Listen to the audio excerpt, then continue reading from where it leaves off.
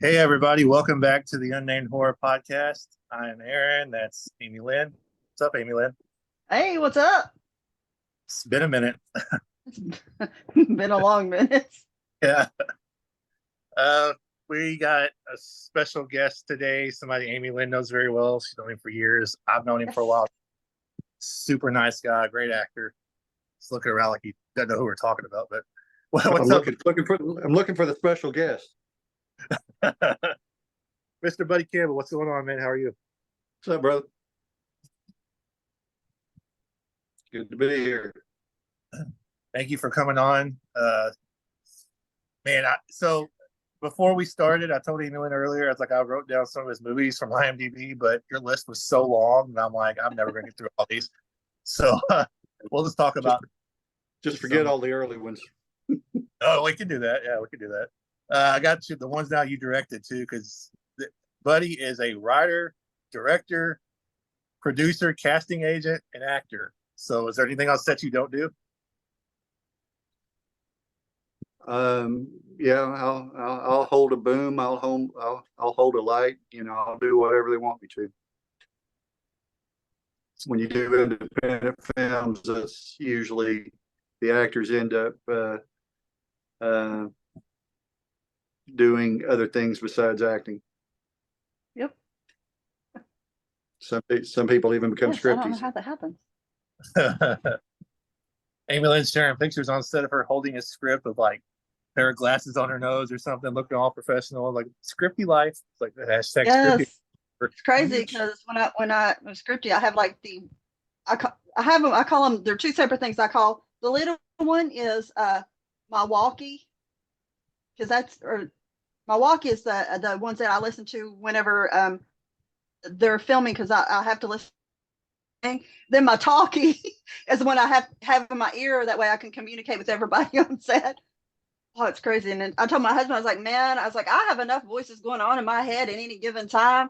I was like, but when I'm on set, I got 37 extra. Jeez. Well, you tell people you got voices in your head, you're not teasing. You You know literally me. have You've voices known me in for your head. years.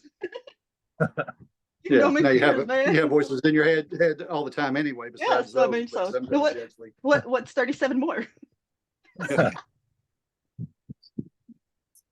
And in case people don't know, Amielynn and I have worked together on probably a dozen projects, and If not more. And we've been yeah, married in almost every one of them. yeah, usually playing husband, wife, boyfriend, girlfriend, something like that, or vampire hunter, whatever. Well, technically, you weren't hunting vampires until after you killed me, though. Yeah. I got fed up with her one night and just had to do her in. Yeah, that's it. I have one right now where y'all were in like New Orleans or something too, I think. Like Oh Mardi yeah, Gras. I forgot about that one, Mardi Gras Massacre. I forgot about that one. What, My what was character. great about what was great about that is it was an incredible trip to go down to New Orleans. It was wonderful. And had absolutely zero humidity, probably the only week of the year that ever happens down in New Orleans. So, it was a great trip down there. We had a good time. Our scenes together were incredible with a lot of ad lib A lot of ad lib. lines and all that. The only negative is the movie was horrible.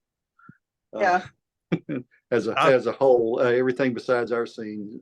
Well, it was funny because Buddy and I we started off on script, and then we just started ad libbing. I mean, we were tearing each other apart, and people were walking by, and they legit thought husband and wife were fighting. And then at the end, the director yells, "Cut!" I'm like, "I'm so sorry, baby, I didn't mean it." And I just ran and I jumped on him and I hugged him, and everybody's like. That was after we were lying dead on the pavement, Yeah. Oh, dude, that guy busted my eyeball. Whenever he like fake stabbed me, he hit my eyeball so hard he busted vessels in my eye.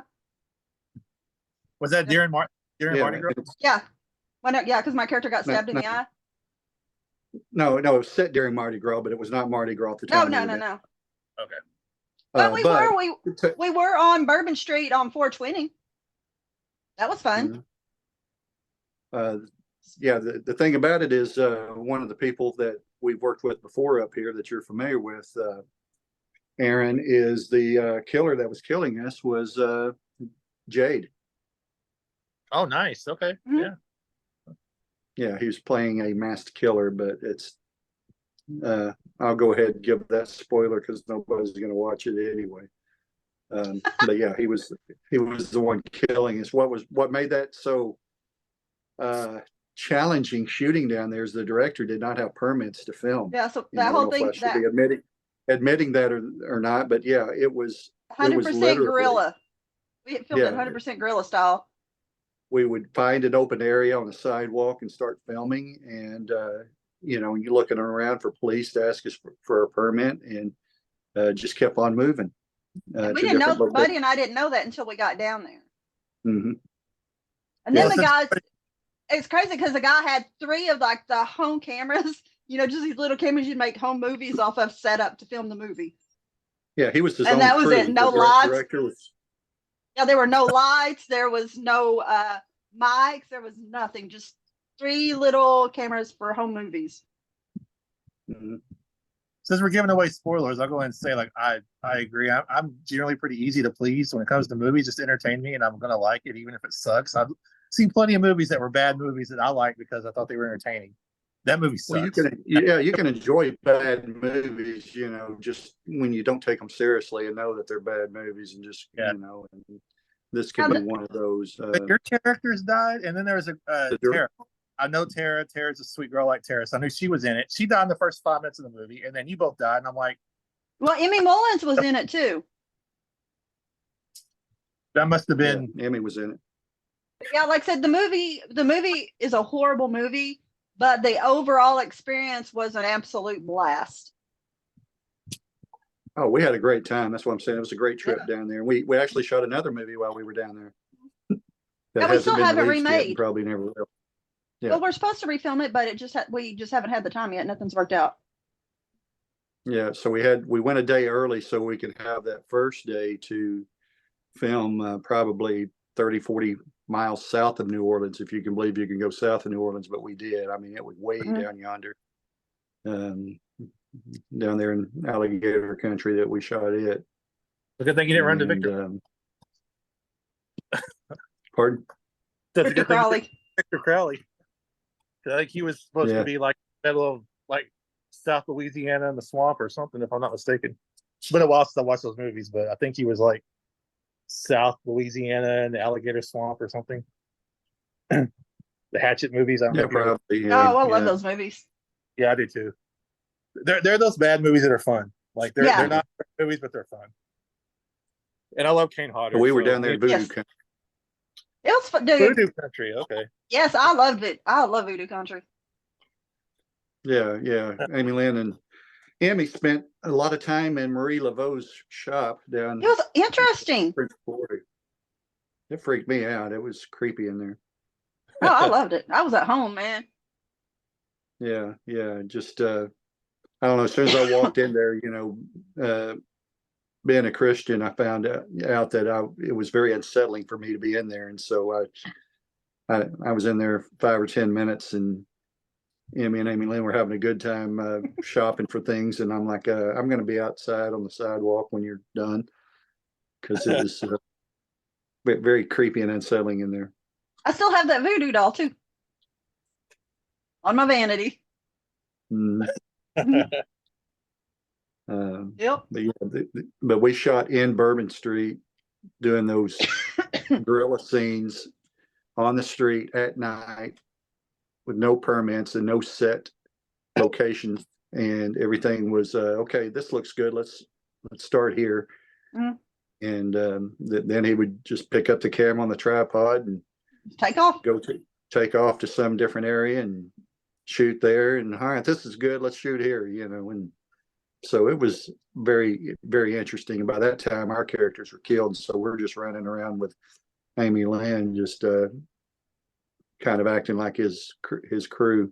Well, we had to because it And, was such a big cast that was still there, and some of them were pretty young. And it was like, Yeah. you know, and we Now, felt and Emmy was still a part of that group, so it was like Buddy and I wanted to make sure Emmy stayed okay. Oh yeah, yeah, yeah. She's played my daughter so many times. Right. You know, I feel like she's my daughter, and I'm her guardian when we're on the road. And so Oh, heck yeah, you know, we were protective of Emmy, you know, especially in city like that, and that we're not familiar with. But now the director was super nice, love him, and stuff. Just didn't know how low budget it was going to be until we got down there, and that he didn't have a crew. And but he did take us all out to dinner, bought us dinner. We were on the patio outside, second story, at this Cajun restaurant, looking down over Bourbon Street, watching all the debauchery go on below us as we're having dinner and drinking hurricanes. It was like a Tuesday night, but it was just as hard to see that it could get any more crowded than it was. And I couldn't imagine what it's like during Mardi Gras or weekends down there, because it was very entertaining even for a Tuesday night. We saw some things that we can't unsee. I'd want to, man. That was awesome. I had a blast. You two seem so opposite that it makes sense. We really are.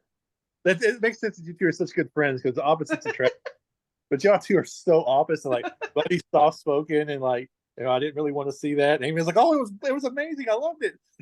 Yeah, he's the one who drives quietly down the road, and I'm the one that starts screaming for him to pull over on the side of the highway so I can steal some cotton.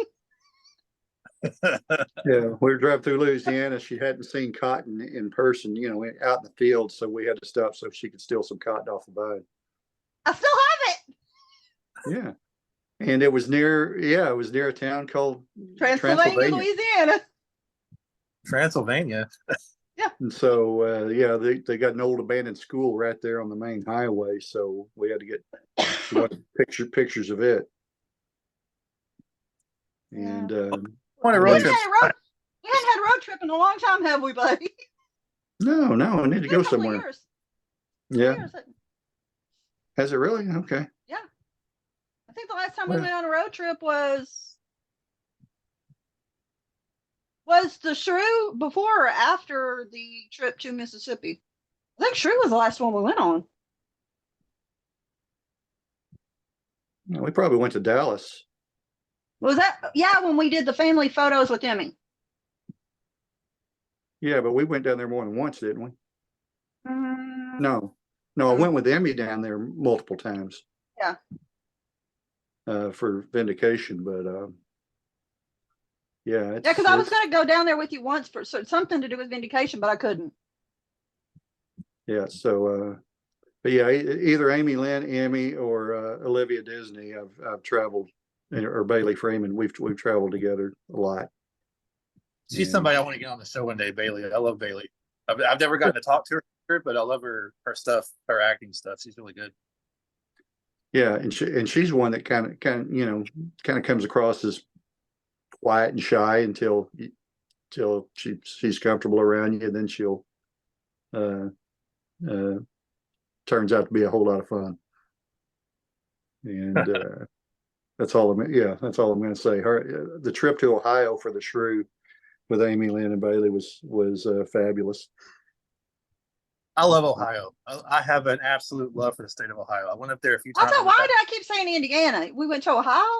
Sometimes I thought we went to Indiana. No.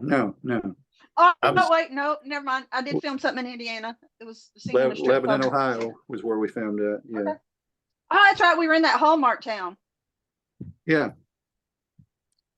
And we drove up through Cincinnati and crossed the Ohio River into Ohio. We got stuck on the interstate for like dead traffic for over an hour. Yeah, we hit Cincinnati around 5 o'clock in the afternoon on a weeknight. So it took a long time just to cross the river because of the drive time traffic at the end of the day. I've never driven up there, but I've ridden the Greyhound up there a few times because I had a friend that lived in Cleveland, so I would go see her a few times.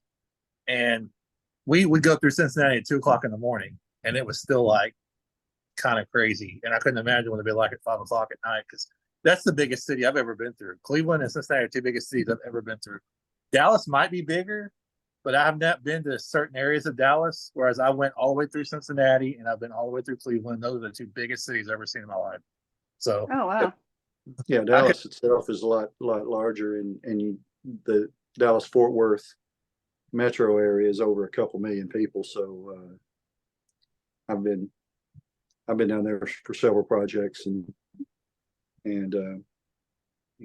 but I've been to larger cities like Houston and cities like that.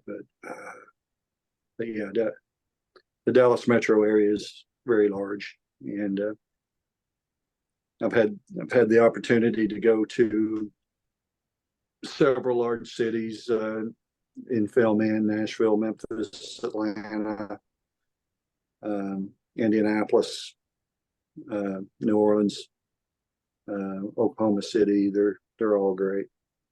But I couldn't live in a city. I don't mind visiting cities, but I could never live in them with the traffic. No, I won't. Live in a town of 1,300 people. So it's kind of a culture shock when you go to a city, with a couple million people in it. So before you started acting, I saw on your IMDb next, I talked to you about this before too. You went to the same school I did, few years apart, but Oh, really? Arkansas Tech. You went to Arkansas Tech, is that right? The Wonder Boys. Yes, sir. You know what? Says basketball player? You know why Tech's colors are green and gold, don't you? No. So all the students can wear their John Deere caps to the football games. Okay, that would make sense. Yeah, that's an agricultural school. So yeah, you got a lot of farmers and ranchers going to school there. I saw you did that, and then you wrote reviews for the Courier, right? For a while. Not for the Courier. It was for the Dover Times. Okay. Yeah, Dover had a newspaper at that time, and so I wrote movie reviews for them for about 7 years, and that's how I really got infatuated with movies and cinema and just going to movies. Because before that, having to pay to go into movies, I was very selective on the movies that I went to. But after getting that job and getting in for free, I was able to see movies of all genres and started seeing different genres than I had been accustomed to as a teenager. You want to, go see comedies, sports movies, action movies, and so forth. But, boring dramas and stuff, I never interested me until I actually saw some of them. I'm like, wow, these are really good. One of the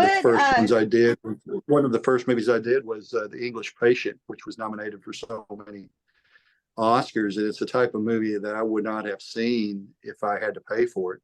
But actually, after I actually watched it, I'm like, oh my God, this is incredible. Ray Fiennes is an incredible actor, and everybody in that. And it was just a movie that I never thought I would enjoy, but enjoyed the heck out of it. And so I really loved that job. Did that for 7 years. Got to see a lot of different types of movies that I normally wouldn't have seen if I didn't have that job. Well, what was it like that encouraged you to go from movie critic, movie whatever, to actually becoming an actor? What was it that had you to make that jump? Well, like I said, I just got enamored with movies in itself from that job being a movie critic. And so naturally, when you're watching movies, you imagine yourself up there on screen doing it yourself and living the life of an actor. So that I always kind of felt that was my calling, is to be up there with them, even though nothing in my past gave me anything in that direction before, except in high school I did some plays, and in college I did some plays and enjoyed it, but never thought you can make a living out of it. And so it was really I was in my 40s when I got I saw an open casting call for a movie up in Northwest Arkansas called Greater. It was a movie about the Razorback football player Brandon Burlsworth that they were filming up there in 2013. And just on a whim, I went up there to audition for a role, and had no idea what I was doing. One of the roles I saw that was open was superintendent of the school. Very, very short scene with just being a day player. And so I thought I would go do that. And so I did not know how to dress or act or anything like that. So I went up in a suit and everything, looking like a high school, principal or superintendent, not realizing you're really not supposed to come in wardrobe to a casting call, but I didn't know any better. So I showed up in a suit, and I was checking in at the front desk when the girl said, "What role are you auditioning for?" And I said, "I think the superintendent." She looked at me and said, "I think you should audition for redneck number one." I went, "Well, I'm kind of dressed for the superintendent, I'll go ahead and do that." She said, "Well, the superintendent has one line, the redneck has 5 lines." And I said, "Okay, redneck it is." So I auditioned for redneck number one. They gave me the sides, and I actually think I did a pretty good job with it, kind of being an overexcited football fan, redneck football fan in the stands. And but I really didn't look the role because I was shaved that day. I was looking real clean cut in a suit, didn't look like the redneck. So it's probably why I didn't get the role, but they did invite me back as a featured extra. So I got to play a Harrison High School teacher in that movie, and got to spend a day on the set for two scenes, and got to meet Neil McDonough and Leslie Easterbrook and a couple actors like that, and Wayne Duvall, and just caught the acting bug. I'm like, I got to do more of this. This is just great. And so I started taking acting classes with Excel Models and Talent in Little Rock with Melissa Moody. And she was so encouraging to me, taught me a lot, and started, took her class, and just realized that that's what I wanted to do. Is what started off kind of as kind of an extracurricular hobby. I soon got roles in short films and student films, and being an extra in some SAG films, and just loved it, and wanted to do more of it. And then started the roles started getting bigger, and got more direction from Melissa, and took more acting classes with Warren McCullough, and started making a lot of connections, and it just snowballed from there. And the movie with Grader was in 2013, even though it didn't get released until 2016. It wasn't until 2016 until I was on my second movie set. And since 2016, I've been in over 100 projects, which includes film, TV, web series, short films, and commercials. Just all the projects together, I'm up to around 119, 120 projects that I've been a part of. Nice. Just can't imagine doing anything else right now. So it's been a few years ago. I don't know if you actually got it or not, but I auditioned like right after I started thinking about maybe doing something for a commercial in Hot Springs for like a car dealership. And I was supposed to be like this like slimy car dealer kind of guy or something. And there was I didn't get it because they said they gave it to somebody else. They said it was down to like 5 people, and I was one of them. So I was excited about that. But then I saw like a reel of yours or something, and you were playing like this like slimy car dealer at a car dealership, and I'm like, I bet I got passed over for Buddy freaking Campbell. I bet that's what happened. I bet he got that part. Well, it could have been the same one, but I played a shady car dealer in a used car salesman in a commercial, but it was in Conway, not Hot Springs. Okay. And so it may not have been the same one, but we filmed three commercial spots, but it turned out that the client didn't like it too much, and so it was never aired. But still got paid for it and still got real footage from it. And yeah, it was great. The director let me ad lib a lot of my lines, and had a great time with it. But it was a good experience, even though it never aired. So you want to? I mean, you've done a lot of movies, but you've also directed a few too. What made you get into directing? They didn't find anybody else that was willing. Basically, yes, some of they've all been short movies. I'm not a director per se. One of the projects we didn't really have a director, and when the movie came out on IMDb, the producer listed me as the director on it, even though I didn't really do anything as a director. And so I didn't find out I directed that until I saw it on IMDb. And Which one? I'd rather not say. It never got released. Gotcha. And then one of Matt Space's movie, guy that does a lot of horror movies. It was actually a segment for his. He has a series of short films, and so he really directed it, but he just decided to give me a director credit on it, even though it was really him. So just how nice a guy he is, give me a director credit.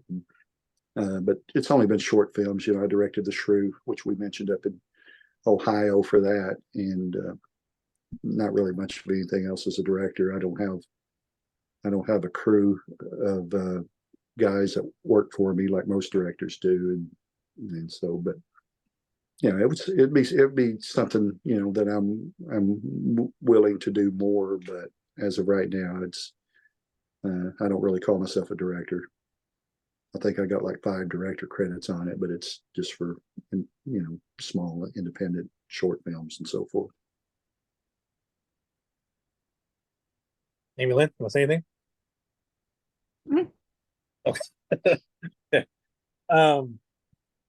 What kind of director you? One thing you do have directing is casting. As casting director, that's the official term, right? He's actually got me cast in a lot of projects. So yeah, you've done a bunch of that. So you want to talk about how you got any casting?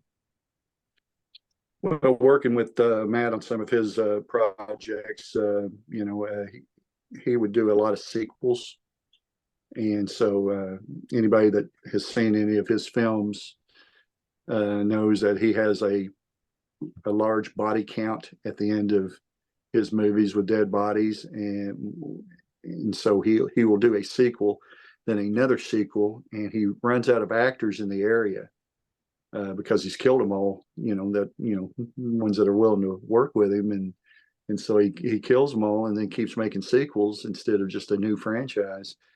And so he runs out of actors, so he started asking me one time, do I know anybody that might want to be in this sequel? And so then I started reaching out to people I've worked with before, and turn, and I keep a running list of everybody I've ever worked with. After each film, I write down names of who I worked with and so forth, cast and crew and so forth, so that I have kind of a directory of the contacts I've made on movie sets with actors and film crew. And so I'm able to, if somebody calls me and say that I need a 22-year-old female college student for this movie, do you know anybody? I'm able to go to my list real quick and suggest 5 or 6 names right away. Or they need a 60-year-old male actor to play a news anchor in this movie, then I can go to my list and find it. And so pretty soon Matt started having me cast all his movies, and started doing it for other people as well. And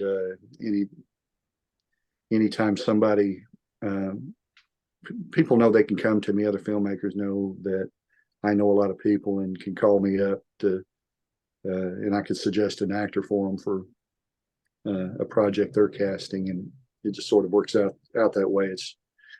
And I never recommend anybody that can't do a good job and who's professional and everything. And so I think I send directors, good actors whenever I suggest somebody, and word gets around that I'm good at that. But I really enjoy offering people roles in movies and stuff, you know, because when I started acting, you know, it was the greatest feeling in the world to hear the words, we want to cast you for this movie. And so it's a good feeling when I'm able to say that to other people as well. I can imagine. The one I've done two things, and the one of them I auditioned for. The other one I just commented on something on Facebook, like, okay, you'll work. The other one I had to actually audition for, and he saw my videos that I sent him, and like 5 minutes later, he's like, I'm not looking at anybody else. I want you. And that was pretty cool. So that was the only time that's happened, probably the time it'll ever happen, but that was a pretty cool thing to hear. You know, I'm not looking at anybody else. You're the one I want. That's it. Well, in the independent film world, everything is about connections. Mm-hmm. So I've had directors call me up who I've never met and said that this other director recommended you for this movie, and it's just a good feeling when you get known for good work and professionalism, how you get recommended to other directors. And so I do a lot of movies out of state. I like to go to new areas where I've never been to make new connections. And if you get a lot of connections in different parts of the country, a lot of times you will get called up by another director that you never met because I was recommended by another director on a project that I'd worked with. And that's the importance of getting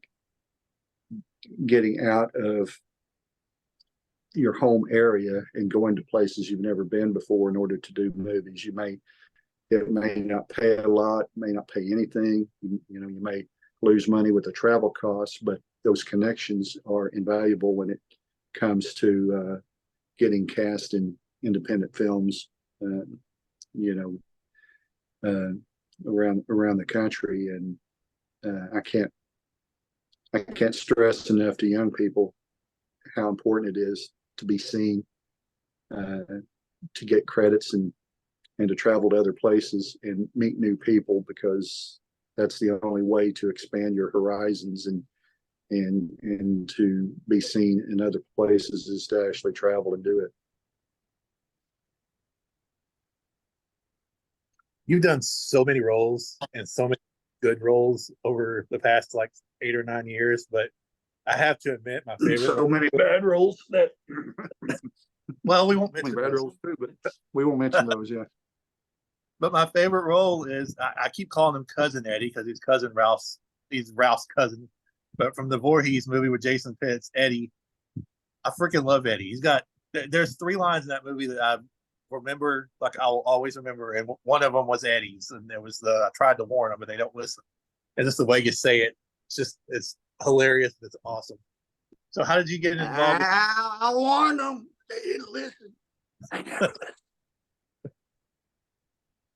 Or at the end, when you tell you ask what happened, where you're the only ones left, what happened? And CJ as the dude goes, that's a pretty loaded question. I don't think you have what it takes to answer. You're like, well, what's the cost? But yeah, I love that. Give me your hand. And then in the sequel, you walk around that bandage. He broke my finger. He broke my finger. It was so hilarious. I love Eddie. So you talk a little bit about Voorhees, like how you got involved and what it's like working with Jason. Well, Jason Pitts wrote and directed that film, Voorhees, Night of the Beast. It was a fan film for the Friday the 13th franchise. I wasn't originally part of the cast. Jason had people picked out for it already. And one of the actors that he had from here in Arkansas that was going to play Eddie is a great actor and friend of mine named Mike Brawbender. And so Mike has this, real long beard, looks like he should be in ZZ Top. And that's who Jason had wanted to play the role of Eddie. And I wasn't a part of it. And they were going to shoot it here in Arkansas. And turned out that Jason got offered free accommodations to film in Kentucky. And so he took that offer and was going to shoot it in Kentucky. But Mike couldn't make the trip because he had some responsibilities at home that he couldn't get away from. And so Jason called me up, said, Mike can't make the trip. Would you be willing to play Eddie? I said, yeah, absolutely, Jason. Anytime you need me for anything, I'm there. So that's how I got the role of Eddie. And I didn't have quite the beard that Mike does, but just still tried to, wore the overalls and tried to look like a backwoods hillbilly. Dude, with what the FX did to your teeth. Oh. What in the FX, I think. I don't know what they did, but man, they were nasty. Sala or Paris, one of the two, our special effects people applied some stuff to my teeth to make it look that way. And, yeah. Mm-mm. And so, I'm playing a backwoods hillbilly type and with bad teeth. And so, yeah, it's gross. But that's how I got the role in that. And, the movie, if anybody hasn't seen it, please go to YouTube and watch it. It's on YouTube for free. Voorhees, Night of the Beast. It has over 600,000 views right now. We would like to get that to 1 million at some point. But it's from all the comments I've heard, it's one of the best Friday the 13th fan films, that's out there. And really enjoyed being a part of that. And we even got a celebrity from the sports world involved in that. We had a real professional wrestler, Madman Fulton, who came down to be in that, and he has a very prominent role as the adversary of Jason Voorhees in that movie. And so, it's a very fun fan film for Friday the 13th fans that they should all check out. Jason's such a great freaking writer. Like the lines. Oh, he really is. The lines in that movie were hilarious. I think the favorite one outside of Eddie's, and then there's one that Duke says later. But my other one is Madman Fulton as Lance when the creepy kids come up and start singing and they stop and he's looking, he's like, what the blank is that? And I remember it was crazy because the first time I watched it, like Jason sent me like an early link and was like, if you do a non-spoiler review, I'll let you watch it early. Oh yeah. So he sent it to me. I sitting there watching it, writing notes and stuff for my review. And as soon as the kids start singing, I swear I said to myself, what the hell is that? Well, that's just kind of out of nowhere. And then right after I thought that, Lance said the same thing. Oh, that's freaking hilarious and awesome. That Jason's such a good writer. And like I said, when we did the Forest Through the Trees, when Amielynn was like, I don't want to make it sound like I'm sucking up. I was like, I don't care if it sounds like I'm sucking up or not. Jason. Well, I work, but he's my boss. Right. No, I get it. No, dude, that dude, his writing skills are phenomenal, man. I can't wait to see the ones they're working on. Yeah, working on now. Ooh, have you seen the trailer yet? He does give you. What are you going to say, Buddy? And Jason does give you the freedom to make the lines your own, and to word them the way you want, and ad lib here or there if it fits. And so that's what I really like about working for Jason. And but it's like the line where Eddie is talking to the sheriff and to the store owner as the kids are driving away, after he says, I warned them, and then the sheriff says, come on, Eddie, you're sounding like your crazy cousin Ralph, and I'll think, oh, God rest his soul. and then the kid, they keep driving, and we're still looking, and then I say the line, "Come back, Shane, come back," which he obviously didn't use in the movie, but it was still fun. Anybody that saw the movie Shane know what I'm talking about. But one of the great westerns of all time. But yeah, I just enjoy working for Jason. He's terrific. Speaking of the store owner, I don't remember the guy's name. But oh my God, he was hilarious. His lines he was so good. The guy that played Stu, the store owner. Barney. Get him all stirred up. Yeah. He's an actual Barney Barney Fife Woods. impersonator. Yeah, he is. Yeah, he does impersonations of Barney Fife from the Andy Griffith Show, and so he does that Don Knotts imitation very well. But he was great, and he only got the role a couple of days before that. We had another actor that was cast in that role who is actually a sheriff justice impersonator from Smokey and the Bandit. And he had the role, but he got COVID right before, just a few days before filming, and so he couldn't make it. And so Jason needed somebody to play that role, and James Stokes, who plays Jason Voorhees in the movie, knew a guy, and that turned out to be Barney Woods, and he was willing to come up there to do it at the last second, and he just did an exceptional job, playing that store owner there. And so that's how Barney got the role. The first time you see him, you're like, God, this guy's, he comes off as sort of racist the way he talks to the kids. Like, I think deep down, he's not, but he comes off that way, and he has that great line, "Darn meddling kids, they know better than that." Come down here like that, and you're like, oh, he's talking. Go down there. I'm gonna go up there, get him all stirred up. Yeah, as you can tell, I'm like of those 600,000 views, I'm probably about 50,000. I think I've watched, I don't know how many times.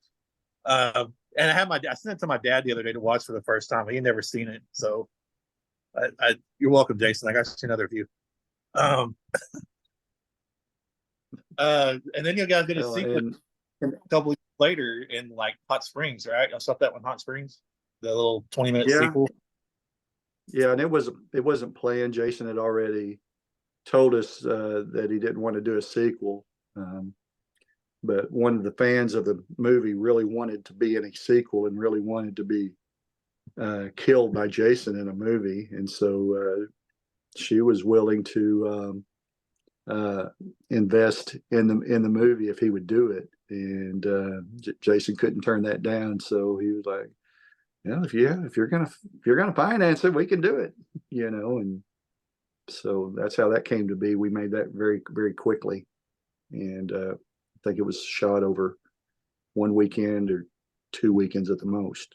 But yeah, it's only like a 20-minute follow-up, kind of a wrap-up of the first original movie. If I'm not mistaken, I think that's you and I first met them for the very first time in person was at the premiere, or maybe not the premiere, but he was doing a screening of both movies back to back in Hot Springs at the Malco or whatever it is in Hot Springs, a little theater in Hot Springs that he did. Yeah, Central Theater, I think it's called. That could have been.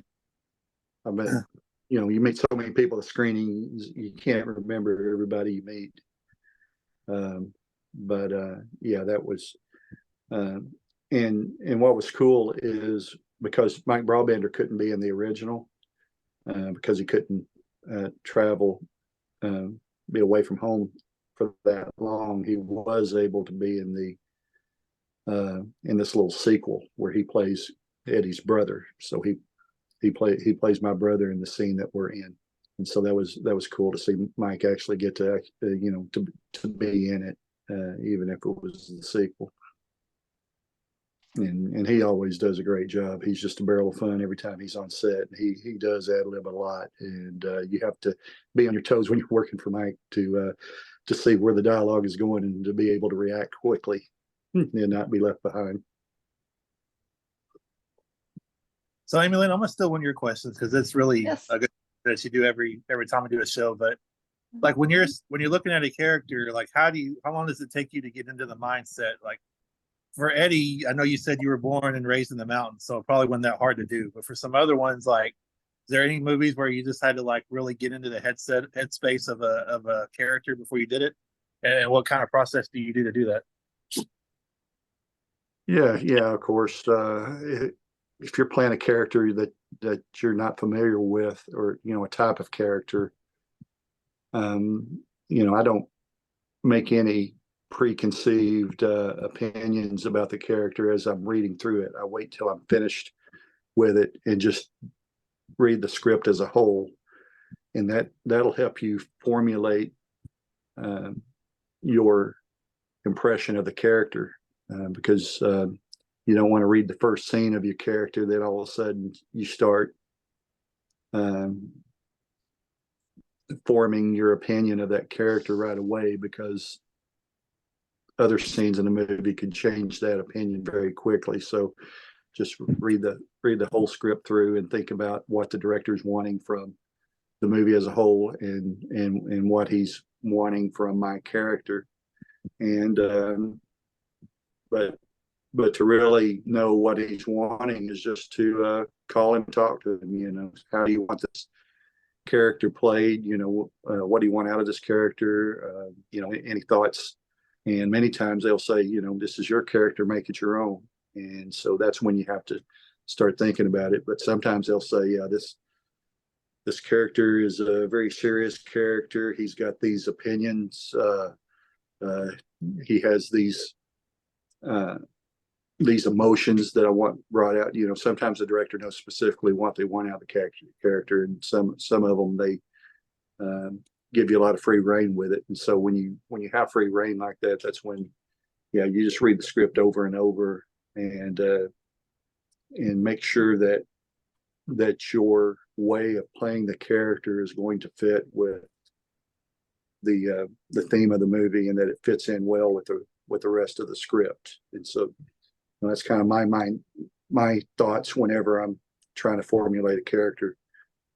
And but then sometimes I've done enough horror movies where I've played a lot of villainous characters and played a lot of bad evil characters, and so that's something that you just have to wing and do the best you can. Just act crazy and just act like a psycho madman sometimes, and just go with it. And if the director doesn't like it on the first take, he'll say, let's do it this other way. And so be prepared to do it a different way. So whenever I'm rehearsing, I'll do it in different ways, and knowing I might have to change when I'm on set. And that happened to me. It wasn't a crazy character or anything like that, but I just did a movie in Indiana about a year and a half ago, and it's about to hit theaters next month. And it's called Disciples in the Moonlight. Absolutely not a horror film. It's actually a faith-based movie.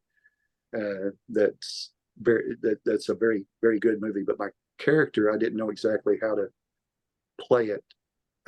Wasn't sure about the personality. And so I went to the set with the mindset that this character is going to be easygoing and likable, and kind of a fun character. And so on our first take, I did it that way, and he's like, no, I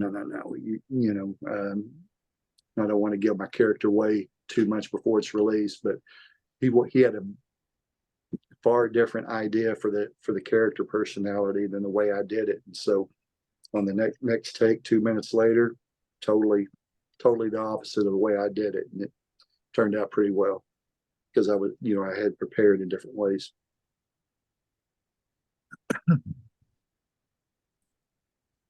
Hey, Amielynn, you're just kind of sitting over there. I'm just listening. Like I said, I have your list of movies, and I've seen the vast majority of these. Not all of them, but I've seen the vast majority of them. But you've also done a whole lot of TV shows, like, or at least like police shows, like Murder Comes to Town. You did an episode of that one, which I actually saw that one, and I literally only watched that episode for you. So I sat through the entire thing going, all right, where's Buddy? Where's Buddy? And you kind of pop up in the scene, like in the background. And I'm like, oh, there he was. I had to watch it twice to find you because I didn't even see you the first time you popped up for some reason. But you did an episode of Snaps. I can't read my own writing, but Snap Killer Couples. But Vindication is like really good. I'm not totally a religious person. I don't generally watch faith-based stuff other than God's Not Dead. I watched all three of those, and I really thought those were good movies. But I did watch Vindication, and it's a really good show. How did you get involved with Vindication? Well, first, if you watched God's Not Dead 3, you may have saw me in the background of that one. I did. I saw you. I had a small role in that. But Vindication, it is a crime series, but it's made with some Christian themes in it, but it's not preachy to you. And I think you would enjoy it if you watched it. They've three seasons are available of Vindication right now. You can find on Amazon or Redeem TV and watch it there. And they just finished filming season 4, so that'll be available in a few months for season 4. But for those who are not familiar with Vindication, said it's a faith-based crime series. It's set in the fictional town of East Bank, Texas. We shot it down in mostly around Fort Worth, Texas.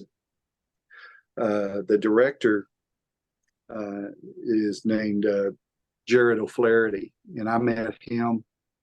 It's probably been 3, 4, 5 years ago now at a film festival down in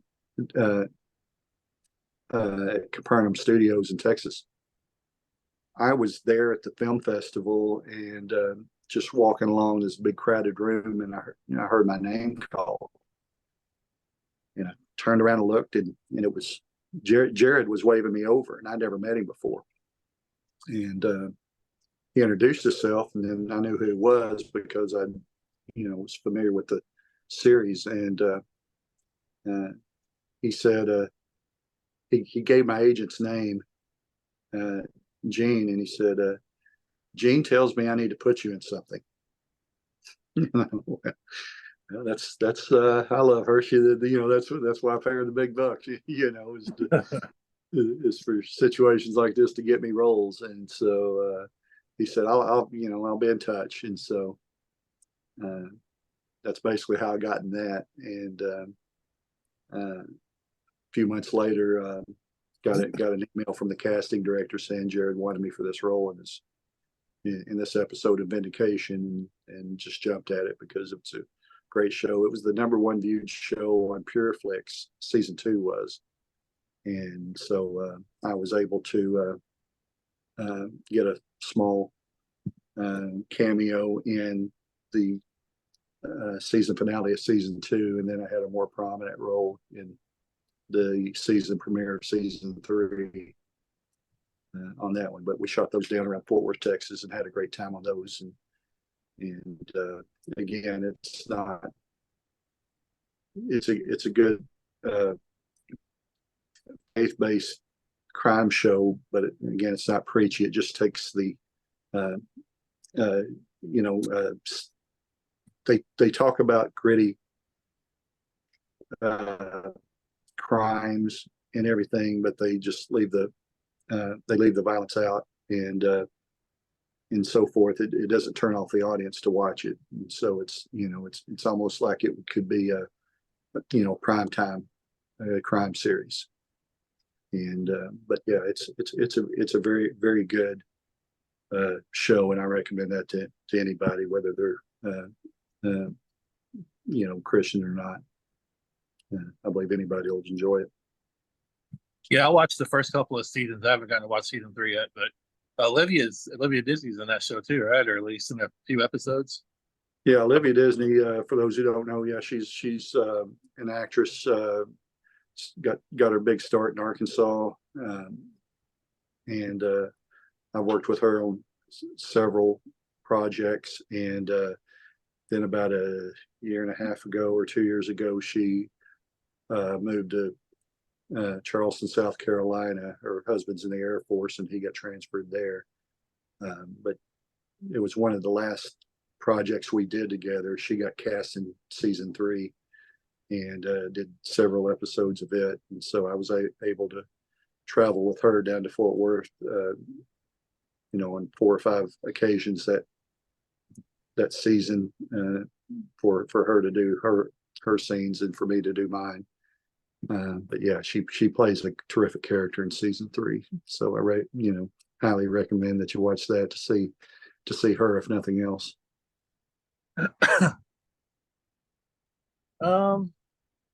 Oh, duh. Probably the biggest thing of yours that I know of at this point just got released theatrically last year, early this year, whatever it is.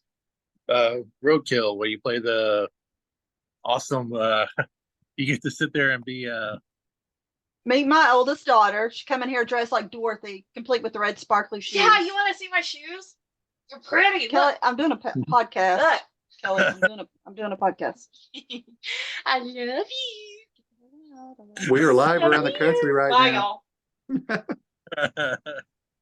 But Aaron, I was about to say, She's got the long light blue gingham check dress on, red sparkly shoes. She's got she walked in and I was like, what the? Then I looked at had to see if I was, muted or not. Sorry. but Continue. yeah, Aaron, I was hoping you'd bring up Roadkill, because if you didn't, I was going to. Yes, of course. I was saying it for last big thing that I have on your IMDb that you've done is Roadkill. I mean, it says you have a few other things on there, but it was like theatrically released and a big deal. And I watched it the second it was available and I could watch it and thought it was like a really fun, like 80s road movie, which I've heard you say that's kind of what it was supposed to be. It's like this 80s road movie. Roadkill is a movie that probably around 3 years ago,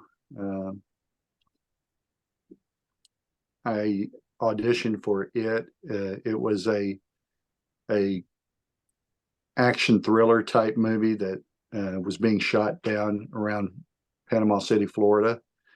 And somebody that's on here also auditioned for a role but didn't get it. But she would have killed it if she had gotten the role. Yes. And I know it's still a sore spot. Actually, it's really not. It's really not, because I helped you with your audition, and knowing the fact that I had you got cast, it's really not a sore spot for me because you got it. My buddy got it. You know what I'm saying? Yeah. So, but I auditioned for a character who is the coroner in this action thriller. The movie's set in 1983. And so it's a throwback to, those 70s type of roadblock car chase, backwoods sheriff type a movie, something that, Burt Reynolds would have done back in the day. And it's the big name in it is Danielle Harris is She's awesome. one of the characters in the movie. She plays a waitress in the movie. And not to give too much away, but she's known for her famous scream. She's one of the best screamers in horror history. And if you watch Roadkill, yes, she does scream. So you do get that.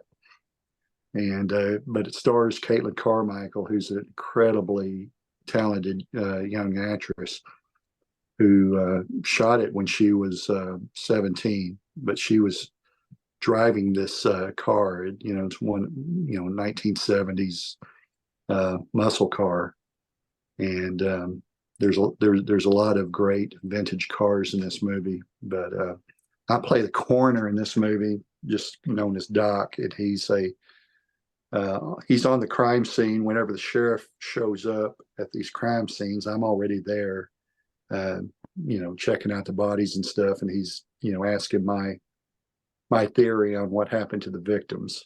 So it's a very cool role where I played, this backwoods coroner.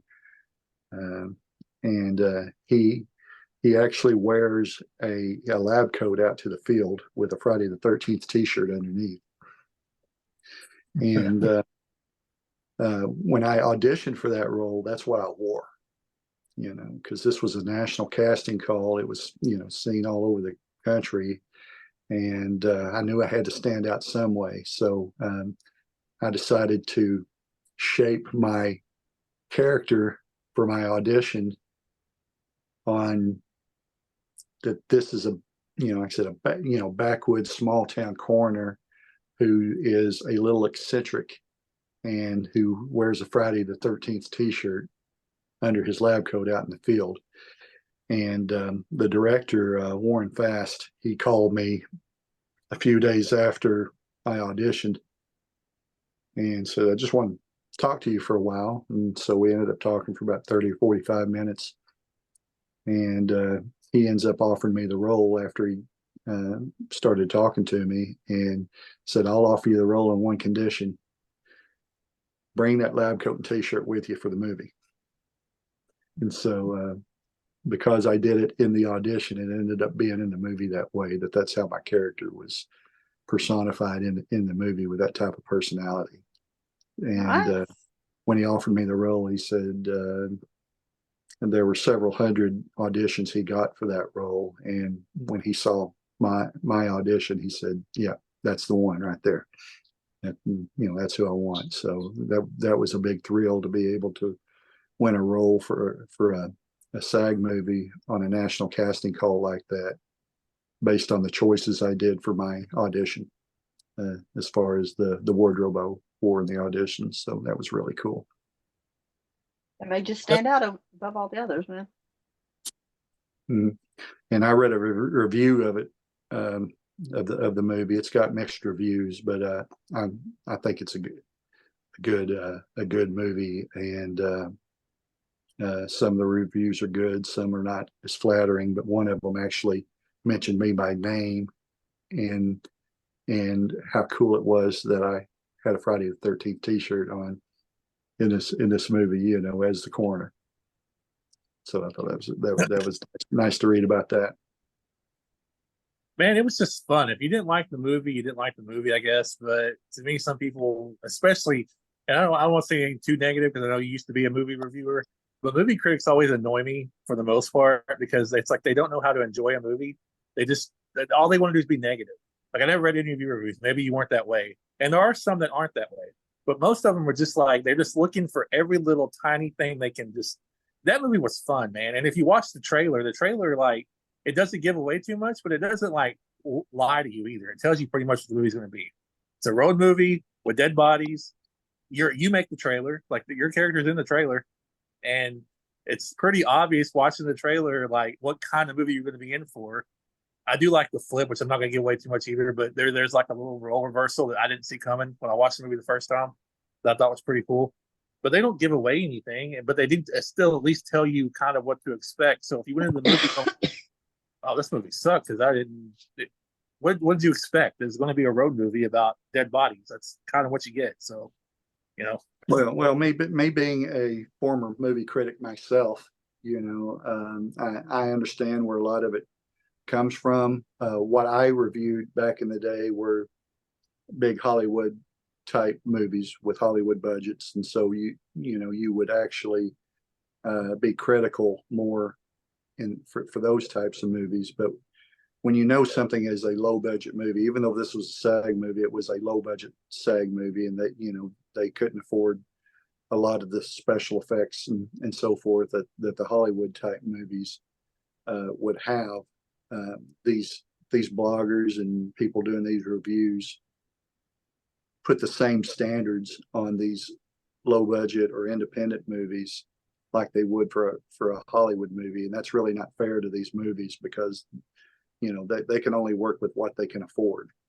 And if a stunt scene or a special effect in a movie doesn't look like Hollywood standards, a lot of them will jump on it and start berating the movie as being horrible. But you can't you can't expect, Hollywood special effects in low budget movies or no budget movies. And so, it would, a lot of the critics realize that, and they'll even say, if this movie had a budget, it would be very good. I can't imagine how good the effects would have been if they had a budget, but knowing that it was a low budget, we can overlook that this explosion scene didn't look great, but nonetheless, it was a good movie. So some of the reviewers understand that, some of them don't. They apply, the same Hollywood standards on low budget films, and it really does a disservice when they do that. But it's their column, it's their blog. They can say what they want. I thought the movie was a blast, and that's kind of the movies I'm into. I love The Hitcher. It kind of reminded me a little bit of The Hitcher. Actually, reminded me a lot of The Hitcher, to be honest with you. But it was fun, and then every time you were on screen, again, I guess maybe I'm not the best person to ask this stuff to, because I literally watch some movies just because I know people in it. Like, would I have watched Roadkill? Possibly, because I love Daniel Harris. But when you said you're in, I'm like, all right, I'm definitely gonna. I think I bought it on Amazon. It's like, I'm gonna buy it because Buddy's in it, and Daniel Harris is in it, so that's cool. Because that was one of my first crushes as a teenager, was Daniel Harris. But but I also watch a lot of bad movies because I know people in it, or movies that maybe aren't as great because I know the people that are in it. So maybe I'm just a little too hard on the critics because of that. I get kind of ticked off. There was one reviewer that said something negative about Voorhees, and I went off, like, to the point Jason, I think, messaged me and said it's okay, or it's not a big deal. But I was like, well, it kind of was, crap, because he was just like trashing everything in the movie, including the acting. Like, the acting is like the strongest point of that movie. Everybody in that movie was so good acting. And I'm like, if you're going to trash a fan film, find something besides acting to go after. That's such an easy target to me. Anyway. Yeah. And again, fan films do not have big budgets, and so people has to understand that. And Voorhees got a lot of criticism because it was basically done with Southern actors, and it's set in the South instead of up in New Jersey, where the original series or the original franchise took place. And people will knock it for that, which is fine. They could do that, but they and some knocked my character as well in some reviews for having a Southern accent when Ralph, was obviously a Northern person, which is fine. They can say what they want to, but people can look for anything to knock if they want to. It's almost like they have an agenda sometimes ahead of time that they're not going to like this movie. But opinions are like belly buttons. Everybody has one. So I don't. That's a nice way to put it. Yeah. I don't get too caught up in the negatives. I've got a lot more people tell me they liked it than those who didn't. Oh, for sure. And maybe that's what got me so upset that one time, because there was I read 30, 40, 50 great reviews. And then you get this one of this person who feels like it just felt like he was just having a bad day, or she was just having a bad day. It was just taking it out on this movie, saying some ridiculous things. And I'm like, okay, you can say you don't like it. I don't care about that. That never it's everybody, like you said, everybody has an opinion. It's when you start trashing things like the acting in a movie where, first off, it's a fan film. There's very little budget. Nobody's really getting paid anything. But secondly, the acting in that movie was the strongest point of the movie. The acting was tremendous from everybody in that movie. Xavier Jones, I've never seen him in anything else, but he was so good in that movie. And Sierra, and of course Olivia and Mark, his character was Mark, Will, were great. And so I'm like, the acting is the last thing you should find to criticize in that movie. And that's just kind of what set me off. Was I'm like, do you even know what good acting is if you're trashing acting in that movie? So I don't think so. Yeah, I mean, you can knock the fact that they had Southern accents instead of Yankee accents. That's all well and good, but you get beyond that and just accept that it's set in the South, and you'll enjoy the movie more. instead of just holding that grudge or whatever. But yeah, there was some legitimate criticisms of the movie with some logistical decisions, or I don't understand why this character did this, which is fine. But again, you got to keep in mind that most of these actors and crew were volunteer actors and crew people, or got very, very, very little. And this was a passion piece by the director.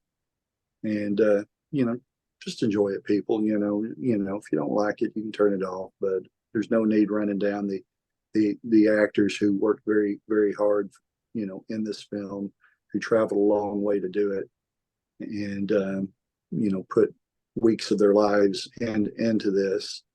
And if you don't like it, that's fine. Yeah, there's no need getting personal with it, with the criticism, and stuff. But again, there's people like that all around. There's nothing you can do about it. Just move on and focus on the positive reviews instead of the few naysayers. So what can people expect to see you in next? You got anything coming up like soon? Well, I mentioned Disciples of the Moonlight. That's what I really want to promote right now. It's going to be in theaters July 17th.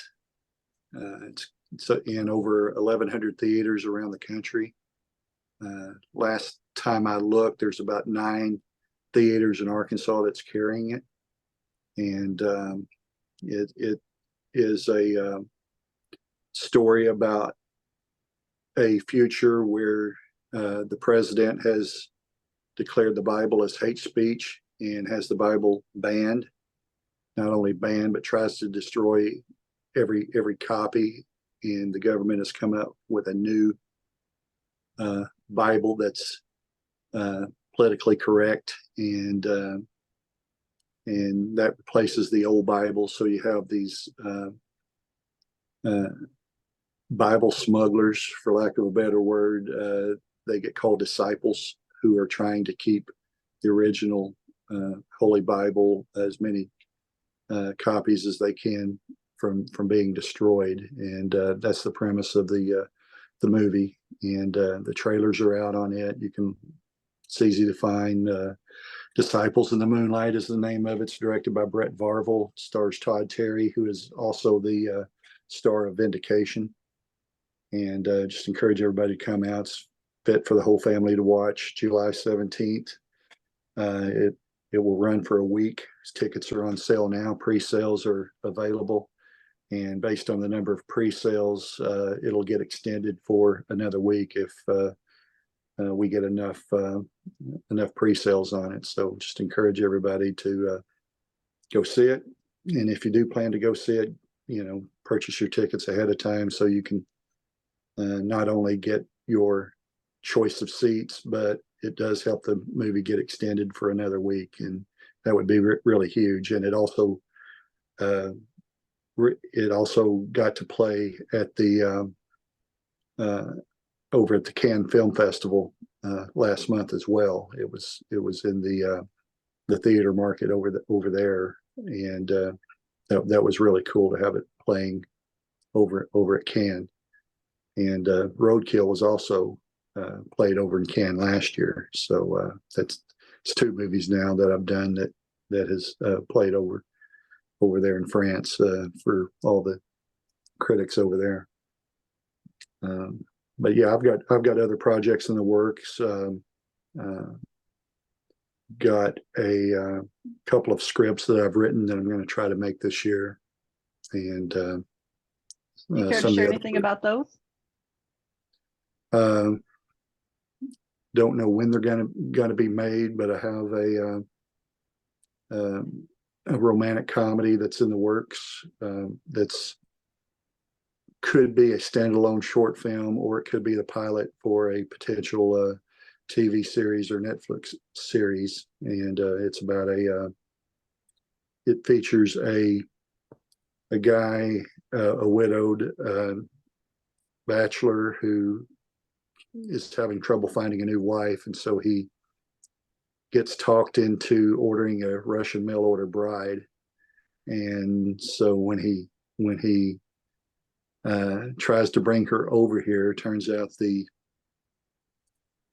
bride service sent the wrong woman, and so now he's stuck with this Russian gal who's totally opposite than what he thought he was getting. And so it's a fish out of water tale. And but we're going to try to film that as soon as I can get enough crew and get all our schedules lined up that we can make it. And so that's one of them. Also got a movie that's set in 19th century Louisiana that is based on a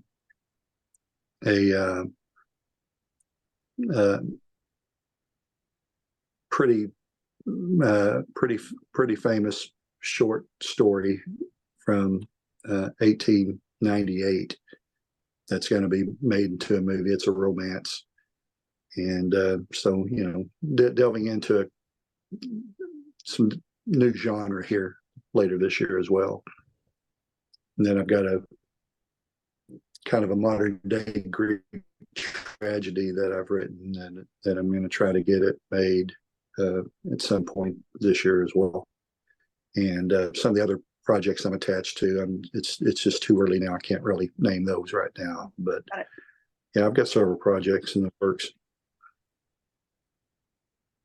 Wow, busy guy. Three movies. But the big one is, but the big one is Disciples of the Moonlight. Just hoping people can come out the week of July 17th and check that one out.